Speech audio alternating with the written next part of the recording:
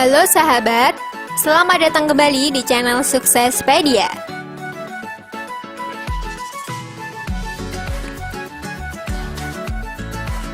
Kali ini kita akan belajar budidaya belut. Belajar bagaimana cara budidaya belut dengan mudah, serta baik dan benar.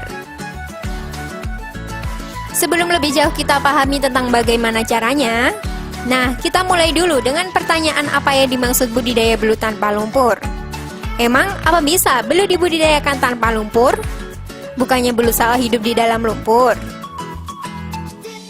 Dan inilah budidaya belut tanpa lumpur dan cara mudah berternaknya.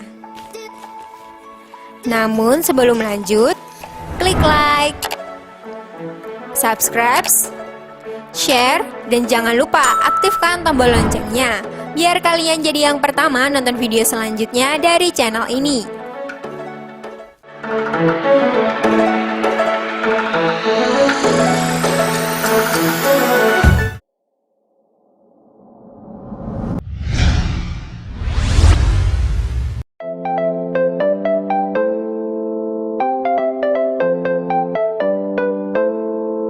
Persiapan kolam belut air bersih.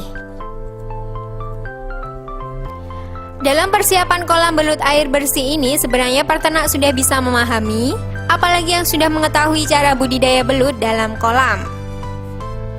Jadi kita tidak membahas tentang cara budidaya belut di sawah ya. Nah, yang sudah memahami cara budidaya belut dalam kolam tentunya juga sudah paham tentang cara budidaya belut dengan terpal maupun budidaya belut dalam drum. Cara budidaya belut dalam kolam terpal maupun budidaya belut dalam drum ini bisa menjadi media berternak belut dengan air bersih. Kolam inilah yang menjadi kolam pembesaran belut. Kolam budidaya belut air bersih ini dipilih menjadi media budidaya untuk meminimalisir pemborosan tempat karena bisa menampung banyaknya bibit jika dibandingkan dengan kolam lumpur yang jumlah bibit harus sebanding dengan jumlah lumpur yang digunakan. Namun dalam persiapan budidaya belut di kolam terpal ini, karena menggunakan air bersih, maka peternak harus mengatur sirkulasi air yang baik. Hal ini berguna untuk mengatur kadar pH di dalam air yang akan terganggu karena adanya pengeluaran lendir dari tubuh belut. Selain itu, sirkulasi air yang bagus akan membuat kadar oksigen di dalam kolam menjadi stabil dan air kolam belut tetap jernih.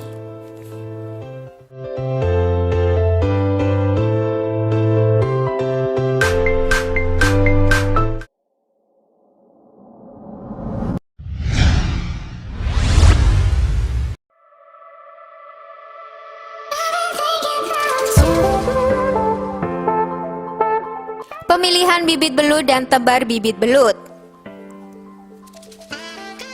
Nah, langkah kedua ini adalah pemilihan bibit belut. Dalam memilih bibit belut, kita harus memahami bagaimana cara memilih bibit belut yang berkualitas. Sebab, kualitas bibit belut yang akan digunakan akan mempengaruhi hasil panen budidaya belut yang dilakukan. Maka, peternak harus menyiapkan bibit belut berkualitas dan unggul. Berikut beberapa syarat bibit belut berkualitas dan unggul.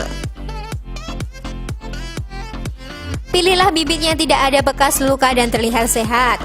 Ukuran bibit merata atau sama besar. Selain itu, dalam pemberian pakan belut diharapkan juga merata. Jadi kalau ukuran belut tidak sama besar, dikhawatirkan pemberian pakan tidak merata sehingga produksi panen belut tidak sama. Selanjutnya, memasukkan bibit belut ke kolam. Jadi, setelah berhasil mendapatkan bibit belut yang berkualitas unggul, bibit pun disebar dengan cara yang benar. Ada beberapa langkah jika memasukkan bibit belut secara bersamaan antara belut betina dan belut jantan. Untuk memasukkannya ke dalam kolam, bibit belut betina dan belut jantan perbandingannya 2:1. Jadi lebih banyak betina daripada jantan.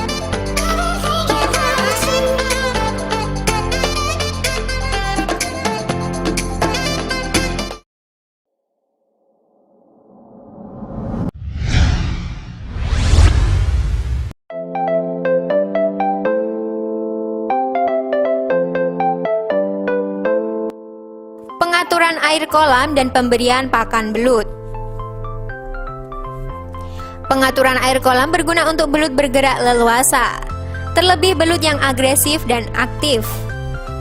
Selain itu, pengaturan air juga guna media air kolam agar tetap bersih dan kadar oksigen dalam kolam belut tetap terjaga, serta kadar pH kolam belut terkontrol dengan baik demi budidaya belut tanpa lumpur yang optimal. Selain itu, tentunya pemberian pakan pada belut adalah hal yang penting, karena kunci keberhasilan budidaya dan berternak adalah pakan. Beri pakan belut secara teratur, baik pakan komersil industri atau pabrikan maupun pakan belut alami. Jadi, peternak bisa berikan beberapa jenis pakan alami belut seperti limbah ikan, bekicot, sisa cincangan dari daging ayam maupun pelet. Pemberian pakan pada umumnya dilakukan berkala, yakni 3-4 kali sehari.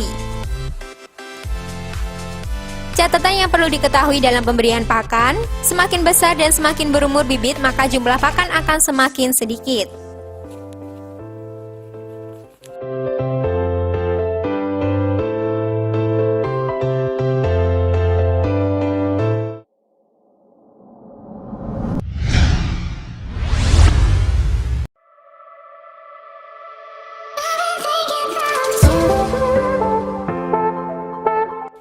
Penyakit dan hama pelut. Tentunya penyakit dan hama belut harus diperhatikan. Hama yang biasanya sering menyerang yaitu berang-berang, ular, dan bahkan tikus sawah.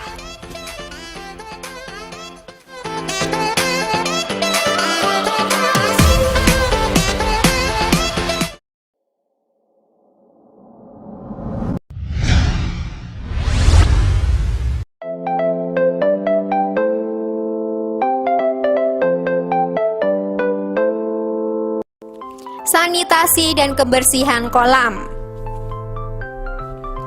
Selanjutnya yang menjadi penting sebagai catatan adalah sanitasi dan kebersihan kolam harus tetap terjaga.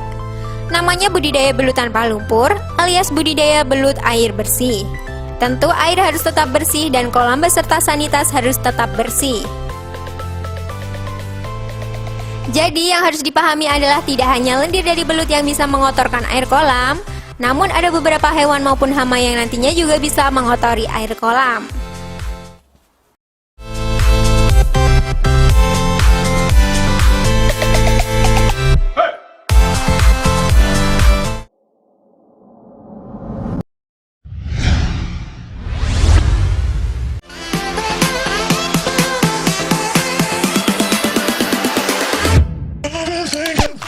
Cara pemanenan belut.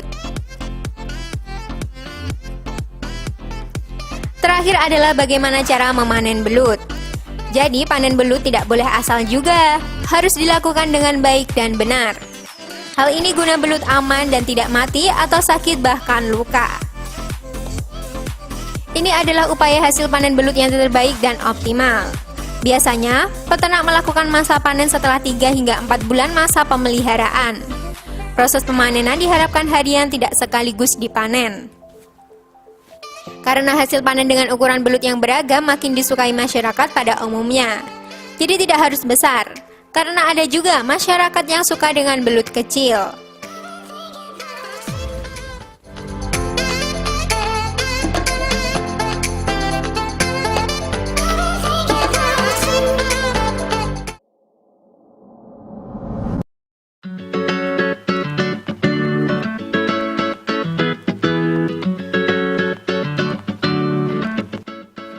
Nah, itulah tadi sedikit informasi tentang budidaya belut tanpa lumpur. Sahabat Pedia, jika kalian memiliki pengalaman budidaya belut tanpa lumpur, share dan komen di bawah video ini ya. Mari kita berbagi. Semoga informasi tadi bermanfaat dan terima kasih sudah menyaksikan channel kami. Sekali lagi, mari membangun channel Suksespedia dengan cara klik tombol subscribe, like, share, dan aktifkan tombol loncengnya. Sampai jumpa di video berikutnya. Jangan lupa tonton video-video yang lainnya ya.